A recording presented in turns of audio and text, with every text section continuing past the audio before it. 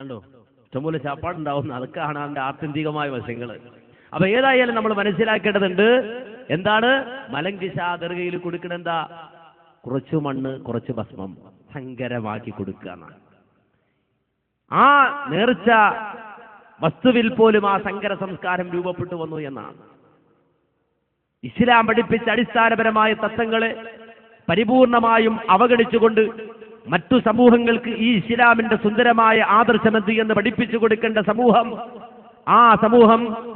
ആ സ്വന്തമായ ആദർശം പോലും പഠിക്കാതെ ഒരു സങ്കര സംസ്കാരത്തിന്റെ അനുയായികളായി മാറി. പുതിയൊരു മതം എന്ന് പറയുന്നത് ഇത് ഇസ്ലാം മതമല്ല, ഇത് ദീനല്ല, ഇത് പ്രവാചകന്മാർ പഠിപ്പിച്ച മതമല്ല.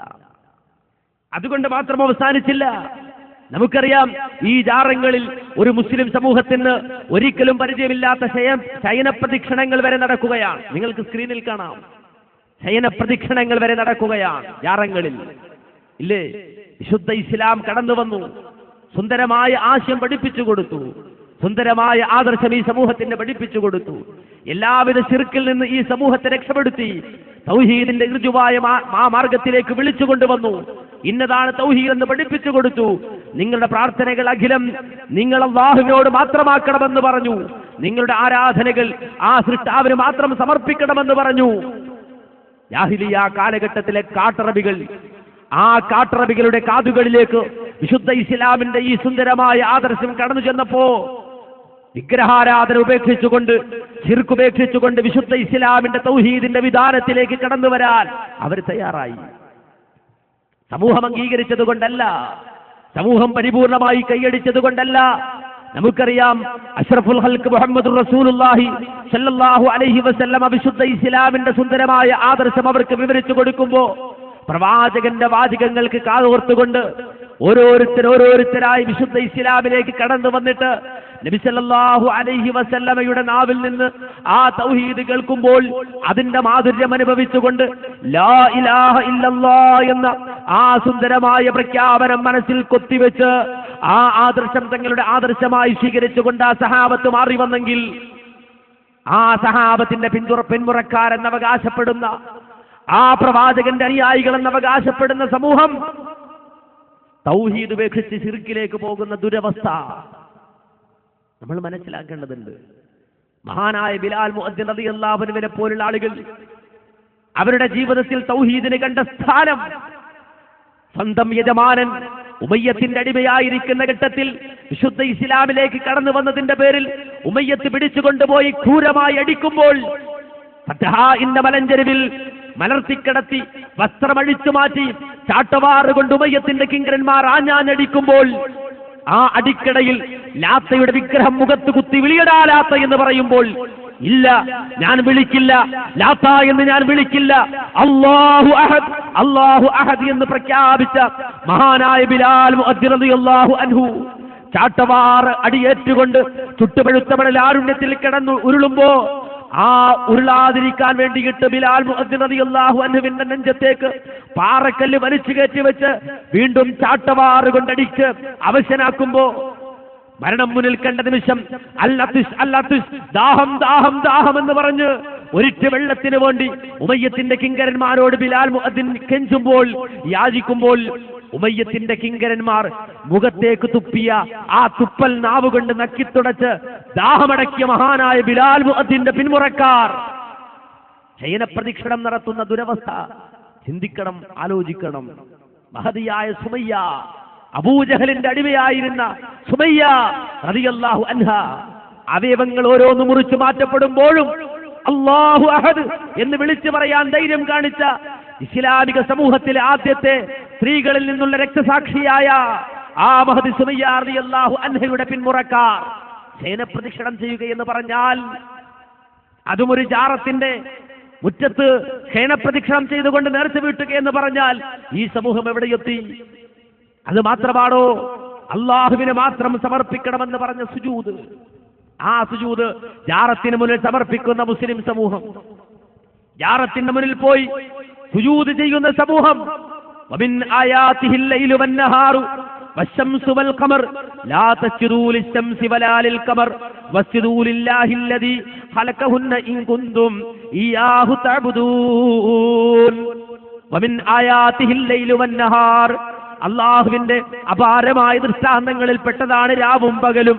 വശംസു വൽ ഖമർ, സൂര്യനും ചന്ദ്രനും അള്ളാഹുവിന്റെ ദൃഷ്ടാന്തങ്ങളിൽപ്പെട്ട രണ്ട് ദൃഷ്ടാന്തങ്ങളാണ്. ലാ തസ്ജുദൂ ലിശംസി വലാ ലിൽ ഖമർ, സൂര്യനും ചന്ദ്രനും നിങ്ങൾ സുജൂദ് ചെയ്യല്ല.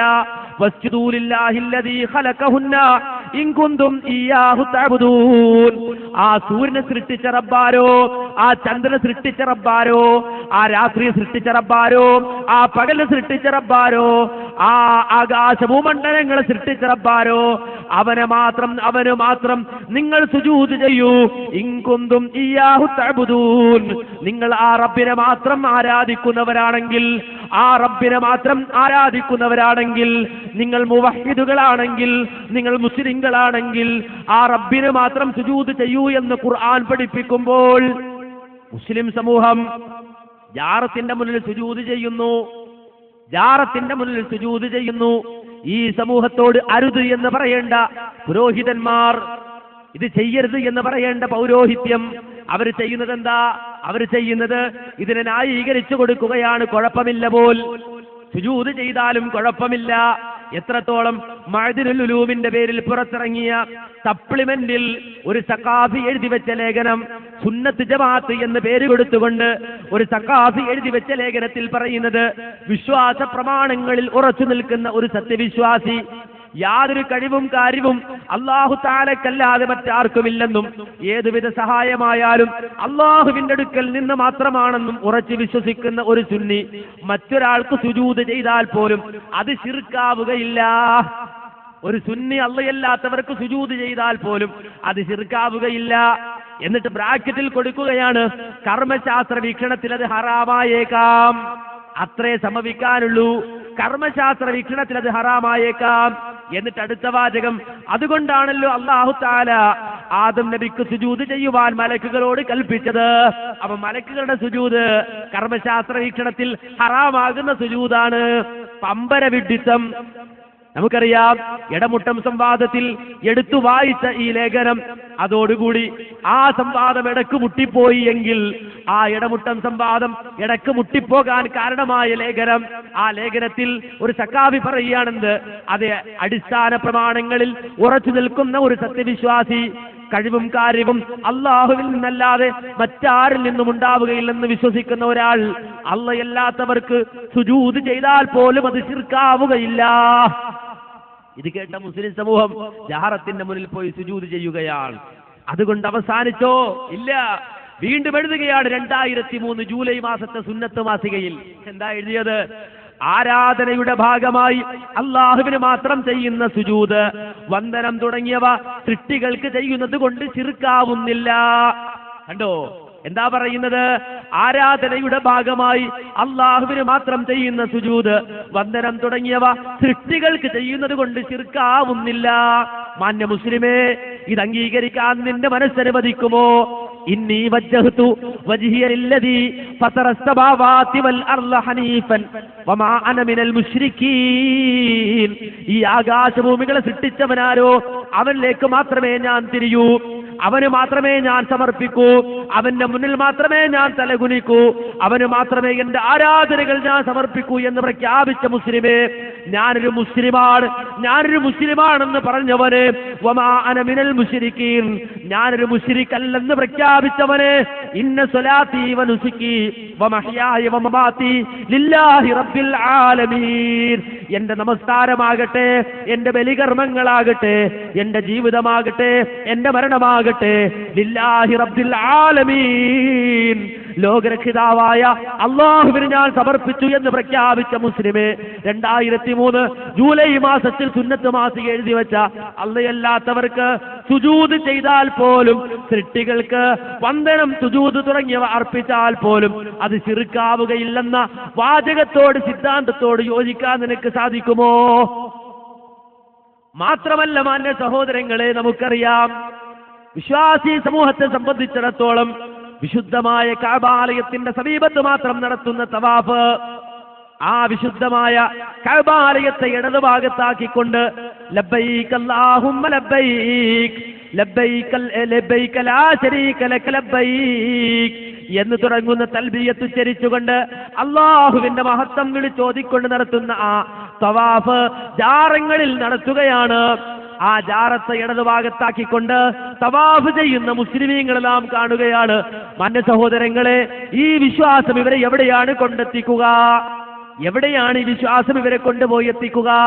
ഇന്ന അവ്വല ബൈത്തിൻ വുദിഅ ലിന്നാസി ലല്ലദീ ബിബക്കത മുബാറകൻ വഹുദൽ ലിൽ ആലമീൻ. അതെ, ഏകനായ റബ്ബിനെ മാത്രം ആരാധിക്കുവാൻ വേണ്ടി ലോകത്താദ്യമായി നിർമ്മിക്കപ്പെട്ട അല്ലാഹുവിന്റെ ഭവനമെന്ന് വിശുദ്ധ ഖുർആൻ പരിചയപ്പെടുത്തിയ ആ വിശുദ്ധമായ കഅബാലയത്തിന്റെ സമീപത്ത് നടത്തേണ്ട തവാഫ് ജാറത്തിന്റെ മുന്നിൽ നടത്തുന്ന മുസ്ലിമേ, ഈ നിലപാടിനോട് യോജിക്കാൻ നിന്റെ വിശ്വാസം നിന്നെ അനുവദിക്കുന്നുണ്ടോ? നിന്റെ ഈമാൻ നിന്നെ അനുവദിക്കുന്നുണ്ടോ?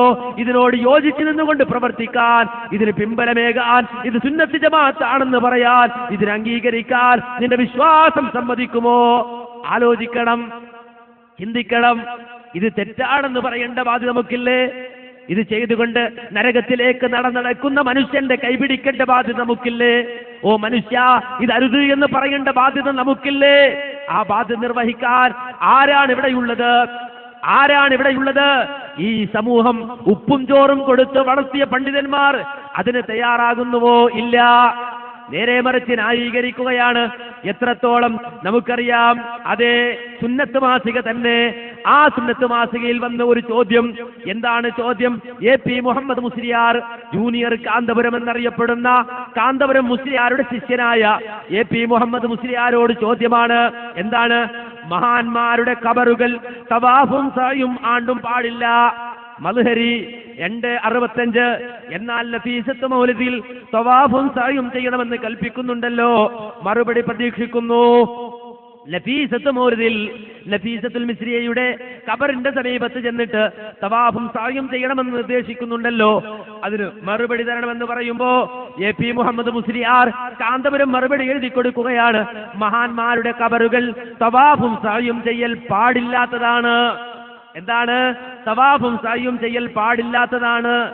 ആണ്ട് നബി സല്ലല്ലാഹു അലൈഹി വസല്ലമ മഹാന്മാരുടെ ഖബറിനരികെ വെച്ച് നിർവഹിച്ചത് ഫഖ്റുദ്ദീൻ റാസി തഫ്സീറുൽ കബീറിൽ ഉദ്ധരിച്ചിട്ടുണ്ട്.